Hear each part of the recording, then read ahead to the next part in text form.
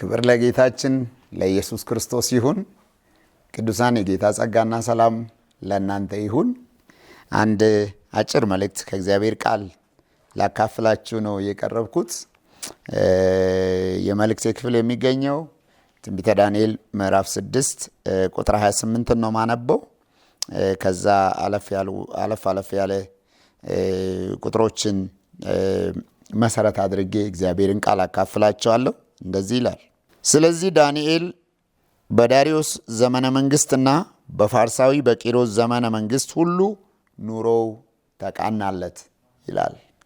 ኑሮ ተቃናለት የሚለውን ሐሳብ ነው ላካፍላችሁ የወደድኩት ወገኖቼ ሆይ። ስለ ኑሮ መቃናት የማይተጋ ሰው የለም።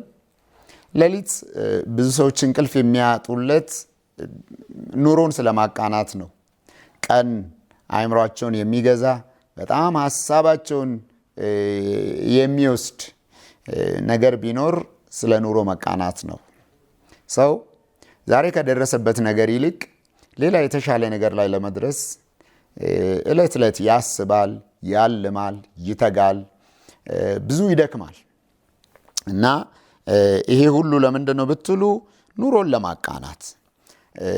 ነገር ግን ስለ ኑሮ መቃናት ብዙ ሰዎች መረዳታቸው፣ አመለካከታቸው ከምን ጋር የተያያዘ ነው ብለን ብናስብ ሁላችንም እንደምናውቀው ምናልባት ጥቂት ሰዎች እግዚአብሔር ዓይናቸውን የከፈተላቸው ሰዎች ካልሆኑ በስተቀር ስለ ኑሮ መቃናት ብዙዎቻችን የምናስበው ቁስ ከመሰብሰብ በዚህ ምድር ላይ ሀብትን ከማካበት ጋር ነው የምናገናኘው።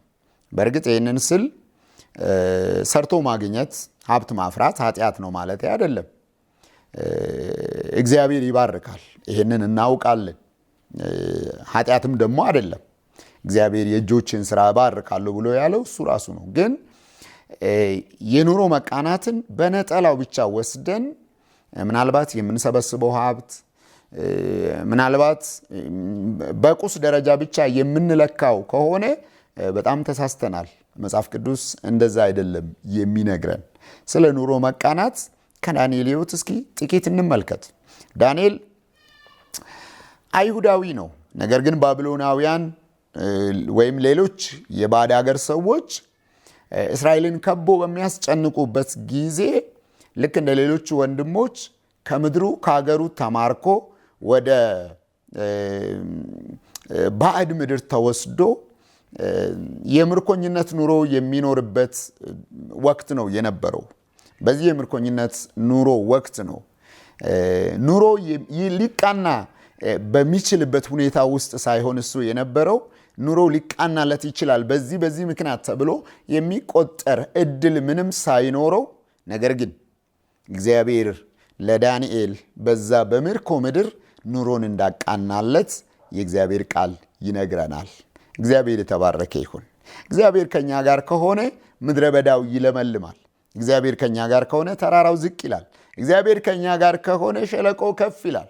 እግዚአብሔር ከኛ ጋር ከሆነ እግዚአብሔር ሊያደርሰን ያቀደው፣ ያለመው፣ ያሰበው ቦታ ላይ ከማድረስ እግዚአብሔርን የሚገድብ፣ እግዚአብሔርን የሚከለክል አንዳችም ኃይል የለም። እግዚአብሔር ብርቱና ኃያል አምላክ ነው። እግዚአብሔር የተባረከ ይሁን። እግዚአብሔር በምርኮ ምድር ከዳንኤል ጋር ነበረ። ንጉሱ ሹማምንቶችን በሚመርጥበት ጊዜ 120 ሹማምንቶች መካከል ዳንኤል አንድ ሰው ሆኖ ተመረጠ። የሚገርማችሁ 120ዎች ውስጥ ብቻ ገብቶ አልቀረም። በጣም በንጉሱ መንግስት ውስጥ ወሳኝ ከሆኑ ትልልቅ ቦታ ካላቸው ሰዎች መካከል 3 ተመረጡ። ከነዛ ከ3ቱ መካከል ዳንኤል አንዱ ነበረ። የዳንኤል ጉዳይ ብዙዎችን አስፈራ። የዳንኤል ጉዳይ ብዙዎችን እያሰጋ መጣ። ምክንያቱም ዳንኤል በቁመቱ አይደለም፣ ዳንኤል በእውቀቱ ልክ አይደለም፣ ዳንኤል ምናልባት ከሰው የተለየ ነገር ኖሮት አይደለም። ቢኖረው እንኳን የእግዚአብሔር ሐሳብ በእርሱ ላይ ያለ ሰው መሆኑ ብቻ ነው የነበረው። የሚታይ ነበር፣ ደምቆ ይታይ ነበር። እግዚአብሔር ይመስገን። ወገኖቼ ሆይ እግዚአብሔር ሲፈልጋችሁ፣ እግዚአብሔር ለዓላማ ሲለያችሁ በብዙዎች መካከል ልትታዩ ከማትችሉበት ስፍራ፣ ልትፈለጉ ከማትችሉበት ቦታ ደምቃችሁ ትታያላችሁ። ብዙ ቲፎዞ ባይኖራችሁ፣ ብዙ ደጋፊ ባይኖራችሁ፣ ብዙ ድምፅ የሚሆንላችሁ የሚናገራላችሁ ሰው ሳይኖርም እግዚአብሔር ብቻ ከእናንተ ጋር ከመሆኑ የተነሳ እግዚአብሔር በድምቀት ይገልጣል። እግዚአብሔር ይመስገን። ኢያሱን እኮ እግዚአብሔር እንደዚህ ነው ያለው። ህዝቡ እንደዚህ ነበር ያሉት። ብቻ እግዚአብሔር ካንተ ጋር ይሁን ነው ያሉት። በሁሉ እንገዛልሃለን አሉት። ብቻ እግዚአብሔር ካንተ ጋር ይሁን፣ ብቻ እግዚአብሔር ከኔና ከናንተ ጋር ይሁን። እግዚአብሔር ይመስገን። ስለዚህ ይሄ ዳንኤል ከሶስቱ ዋነኛ ሹማምንቶች መካከል አንዱ ሆኖ ተመረጠ። በዚህ ሰዓት ነበር አብዛኛው ሰው በዳንኤል ላይ ጥርሱን መንከስ የጀመረው። ዳንኤልን በስጋት አይን መመልከት የጀመሩት በዚህ ጊዜ ነበር። ዳንኤል በምን አይነት መንገድ ሊያጠፉት እንደሚችሉ መማከር የጀመሩት። ይህ ሰውዬ ውሎ ካደረ ለስልጣናችን፣ ለወንበራችን አሳሳቢ ነው፣ አስጊ ነው ብሎ በፍርሃት አይን መመልከት የጀመሩት በዚህን ጊዜ ነበረ እና ዳንኤልን እንዴት እንደሚያጠፉት ተማከሩ። ሰበብ ይፈልጉበት ጀመረ።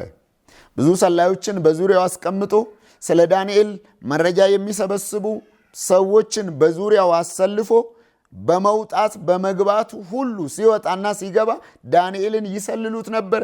ከነማን ጋር እንደሚውል ምን እንደሚናገር ዳንኤልን ይሰልሉት ጀመረ። በዳንኤል ላይ ግን ክስ የሚያስመሰርትበት አንዳችም ሰበብ አላገኙም። በዚህ ምክንያት ተመለሱና ቁጭ ብለው በዳንኤል ላይ ምንም ሰበብ ልናገኝለት አልቻለም። ነገር ግን እሱ በአምላኩ ሕግ አይደራደርም፣ በአምልኮ ጉዳይ አይደራደርም። ከአምላኩ ሕግ ውጭ በምንም መንገድ ሰበብ አግኝተንበት ቀለበት ውስጥ ልናስገባው ስለማንችል፣ ወጥመድ ውስጥ ልናስገባው ስለማንችል ኑ በአምላኩ ሕግ እንምጣበት አሉ። እንዲህ የሚል ስልት ቀየሱ። ስልት ልበለውና በ30 ቀናት ውስጥ ማንም ሰው ከአምላኩ ልመናን እንዳይለምን ንጉሡ አዋጅ እንዲያወጣ እናድርግ። ዳንኤል መቼም አያስችለውም። ሄዶ እጸልያለሁ አመልካለሁ ሲል እናገኘዋለን አሉና ተማከሩ። ይህንንም አዋጅ አወጡ። በንጉሡ ማህተም ታተመ። ነገር ግን ዳንኤል ይህንን ነገር ከሰማ በኋላ ዘወትር እንደሚያደርገው ይላል። እግዚአብሔር ይመስገን። የዘወትር አምልኳችሁን አትተው፣ የዘወትር ጸሎታችሁን አትተው፣ የዘወትር ከእግዚአብሔር ጋር ያላችሁን ህብረት ያላችሁን ግንኙነት አትተው። እግዚአብሔር የተባረከ ይሁን። የሚገርም ነው የዳንኤል ህይወት። ዘወትር እንደሚያደርገው ይላል። መስኮቶቹን ከፍቶ መጸለይ ጀመረ። እንደፈለጉት አገኙት ዳንኤልን። ተመልሶ ያው ለንጉሡ አቀረቡ፣ ማስረጃ ቀረበ፣ ምስክሮች ቀረቡ። ስለዚህ ዳንኤል በዚህ ወንጀል ወደ አንበሶች ጉድጓድ እንዲጣል ተደረገ። ዳንኤል በአንበሶች ጉድጓድ ተጣለ። ንጉሡ ሊያድነው ሞክሮ ነበር፣ ሊያድነው ፈልጎ ነበር፣ ግን አልቻለም። ዳንኤልን በአንበሶች ጉድጓድ ጣሉት፣ ግን አንበሶች አልጎዱትም። ንጉሡ በማለዳ መጥቶ የእግዚአብሔር ባሪያ ዳንኤል ሆይ ዘወትር የምታመልከው አምላክ ሊያድነው ችሏልን ብሎ ጠየቀ። እውነት ነው፣ ሊያድን የሚችል አምላክ ነው ያለን። ዳንኤልም እንደዚህ አለ፣ ንጉሥ ሆይ 1000 ዓመት ንገስ። በእግዚአብሔር ፊት አልበደልኩም፣ በአንተም ፊት ክፋትን አልሰራውምና አምላኬ መልአኩን ላከ፣ የአንበሶችን አፍ ዘጉ፣ እነሱም አልጎዱኝም አለ። እግዚአብሔር ይመስገን። ተመልከቱ እንግዲህ ከዚህ ነገር በኋላ ነው ንጉሡ አዋጅ ያሳወጀው። ከዚህ በኋላ አለ በግዛቴ ውስጥ በመንግስቴ ውስጥ ያለ ሰው ሁሉ በዳንኤል አምላክ እንዲንቀጠቀጥ፣ እንዲፈራ፣ የዳንኤልን አምላክ እንዲያመልክ፣ ከዛ ውጪ ሌሎች አማልክቶች ተቀባይነት እንደሌላቸው ንጉሡ አወጀ። እግዚአብሔር ይመስገን። ተመልከቱ ወገኖቼ ሆይ የመጽሐፍ ቅዱስ ባለ ታሪኮችን ስትመለከቷቸው ልክ የዕብራውያን ጸሐፊ በዕብራውያን ምዕራፍ 11 ላይ እንደሚተርከው ብዙዎች ለራሳቸው ዋጋ ከፍሎ ብዙዎች እንደ ሻማ ቀልጠው አምላካቸውን ገልጠው ታልፏል። የአምላካቸውን ብርሃን በጨለማው ዓለም ላይ ገልጠው አልፏል። ጽድቁን አውጀው አልፏል።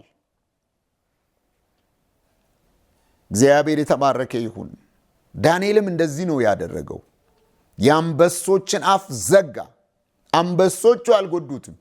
ከዛ በኋላ የአምላኩ ማዳን፣ የአምላኩ ትልቅነት፣ የአምላኩ ማዳን ታወጀ። ይሄ ለዳንኤል አንዱ የኑሮ መቃናት ነው። ዛሬ እናንተ የኑሮ ስኬት አድርጋችሁ የምትቆጥሩት የኑሮ መቃናት ብላችሁ የምስጋና ፕሮግራም የምታዘጋጁለት ነገር ምንድን ነው? አምላካችሁ በእናንተ ታውቋል። እሱ እውነትም የምስጋና ፕሮግራም ይፈልጋል። እግዚአብሔር በእውነት በምትኖሩበት ስፍራ፣ በምትኖሩበት ማህበረሰብ መካከል፣ በምትኖሩበት ህዝብ መካከል አምላካችሁን ገልጣችሁ ከሆነ እሱ እውነትም የምስጋና ፕሮግራም ይፈልጋል። እግዚአብሔር ይመስገን። የዳንኤል የኑሮ መቃናት ይሄ ነበረ። አምላኩን ገልጧል። አምላኩን አስተዋውቋል። ከዚህ በኋላ ነው ምዕራፉን ሲዘጋ መጨረሻው ቁጥር ላይ ስለዚህ ዳንኤል በዳሪዮስ ዘመነ መንግስትና በፋርሳዊ በቂሮስ ዘመነ መንግስት ሁሉ ኑሮ ተቃናለት ብሎ የሚናገረው። እግዚአብሔር ይመስገን። ከቁጥር 26 ጀምሮ ቁጥር 25ን ከፍ ብላችሁ ስታነቡ ከዚህ በኋላ ንጉሱ ዳሪዮስ በምድር ላይ ለሚኖሩ ህዝቦች፣ መንግስታትና ልዩ ልዩ ቋንቋ ለሚናገሩ ሰዎች ሁሉ እንዲህ የሚል መልእክት ጻፈ። በማንኛውም የመንግስቴ ግዛት ሰው ሁሉ የዳንኤልን አምላክ እንዲፈራና እንዲያከብር ይህንን አዋጅ አውጥቻለሁ አለ። ለምን? እርሱ ለዘላለም የሚኖር ሕያው አምላክ ነውና፣ መንግስቱ አይጠፋም፣ ለግዛቱም መጨረሻ የለውም። እርሱ ይታደጋል፣ ያድናል፣ በሰማይና በምድር ምልክቶችንና ድንቆችን ያደርጋል። ዳንኤልን ከአንበሶች አፍ አድኖታል አለ። እግዚአብሔር የተመሰገነ ይሁን። በተግባር ነው ያየሁት። ማዳኑን አይቻለሁ።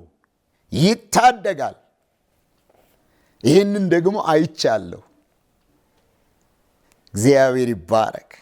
ወገኖቼ ሆይ ሰዎች ጌታን በእኛ ህይወት እንዲያዩ፣ የእግዚአብሔርን ማዳን በእኛ ህይወት እንዲያዩ፣ እነሱም ይህንን ማዳኑን እንዲለማመዱ እንፈልጋለን።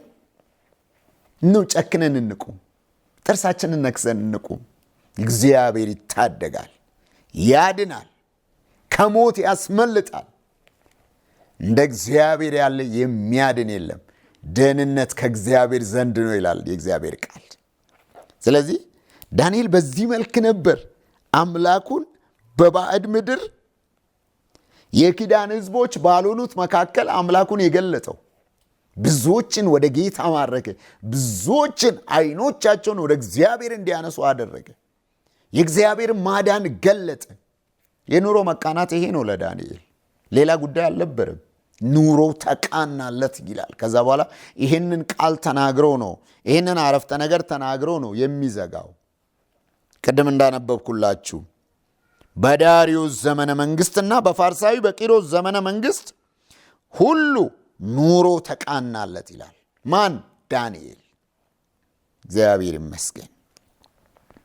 ዳንኤል ከዚህ በኋላ የሚገርማችሁ ነገር ወደ ምዕራፍ 7 ሲሻገር እግዚአብሔር ከዚህ በኋላ ሰማያትን ሲከፍትለት ታያላችሁ። ራእይን ሲያይ ታያላችሁ። ህልምን ሲያልም ታያላችሁ።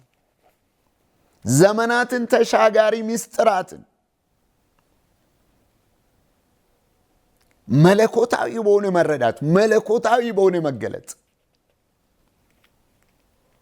ስቦ ሲያመጣ ታያላችሁ። እግዚአብሔር ይመስገን። ወዳጆቼ ሆይ ከእግዚአብሔር ጋር እውነተኛ ህብረት ያላችሁ፣ ከእግዚአብሔር ጋር እውነተኛ ንክኪ ያላችሁ፣ ከእግዚአብሔር ጋር እውነተኛ ግንኙነት ያላቸው ሰዎች የሰላም ሰዎች ናቸው። የጽድቅ ሰዎች ናቸው። የእግዚአብሔር ክብር ገላጮች ናቸው። የሰላም ምክንያት የሚሆኑ ናቸው። ከራሳቸው አልፎ ለሀገር የሚጠቅሙ ለሕዝብ የሚጠቅሙ ሰዎች ናቸው።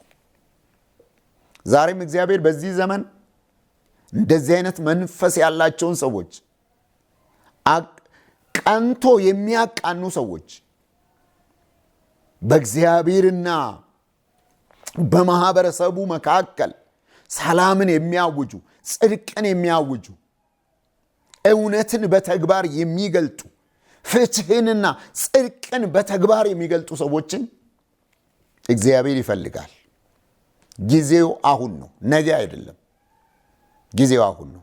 እግዚአብሔር ይህ ሰው ያለ የሚልበት ጊዜ ነው አሁን።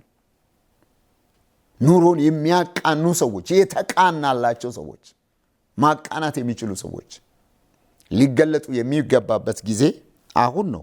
እግዚአብሔር ይመስገን። በዳንኤል ሕይወት ውስጥ የምታገኟቸው በጣም ጎልቶ የወጡ የሕይወት ጥራቶቹን ስትመለከቱ ይሄ ሰው የእግዚአብሔርን ጥበብ ይፈልግ ነበር። የራስ ጥበብ ትምክህት የለውም። ራሱን ለመግለጥ፣ ራሱን ለማስተዋወቅ የሚታገል ሰው አልነበር። የእግዚአብሔርን ጥበብ ይፈልግ ነበር። ቀጥሎ በደረሰበት ቦታ ሁሉ ታማኝነትንና ንጽህናን መለያው አድርጎ የሚኖር ሰው ነው የነበረው። ቁጥር 4 ላይ ሄዳችሁ ስትመለከቱ አስቸጋሪ በሚሆንበት ጊዜ እንኳን ከእግዚአብሔር ፍቃድ የሚስማሙ ውሳኔዎችን ያደርግ ነበረ። እግዚአብሔርን ያስበልጥ ነበረ። ከንጉሱ አዋጅ ይልቅ ለአምላኩ ልቡን መስጠት፣ ለአምላኩ ራሱን መስጠትን፣ ቢጎዳም እንኳን መጎዳትን የመረጠ ሰው ነው። ይሄ ብቻ አይደለም። በዳንኤል ሕይወት የተገለጡ የሕይወት ጥራቶቹን ያቋም ሰው ነው። እግዚአብሔር ይባረክ እና ለአምላኩ ያለውን ቃል ኪዳን የሚያንጸባርቁ ልማዶችን ያዳብር ነበር። ለዚህ ነው መጽሐፍ ቅዱስ ሲናገር በእምነት ጸንታችሁ ቁሙ ብሎ የሚናገረው። የመጨረሻው የብልጫውን ከፍታ ጠብቆ ይኖር ነበር። ወርዶ ሲሞዳሞድ አታዩ። እንደው ራሱን ለማዳን አማላጅ ሲፈልግ አታዩ። የሕይወት ብልጫውን ከፍታውን ጠብቆ ይኖር ነበር። እግዚአብሔር ይመስገን። ልክ እንደ ነህምያ ማለት ነው። እና እግዚአብሔር እንደዚህ አይነት የሕይወት ጥራቶችን ከኔና ከናንተ ይፈልጋል። እግዚአብሔር ጨክኖ ከሱ ጋር ከቆሙት ጋር ይቆማል፣ ለተገኙለት ይገኛል። ይሄ ነው ዳንኤል ኑሮ ተቃናለት ብሎ የሚናገረው። ጌታ ኢየሱስ ይባርካችሁ። እግዚአብሔር የሕይወት መቃናትን የኑሮ መቃናትን ይስጣችሁ። እግዚአብሔር በሰጣችሁ ዘመን ሁሉ የእግዚአብሔር ሕልውና በእናንተ ሕይወት እንዲገለጽ ምኞቴ ነው። በርቱ፣ ተባረኩ።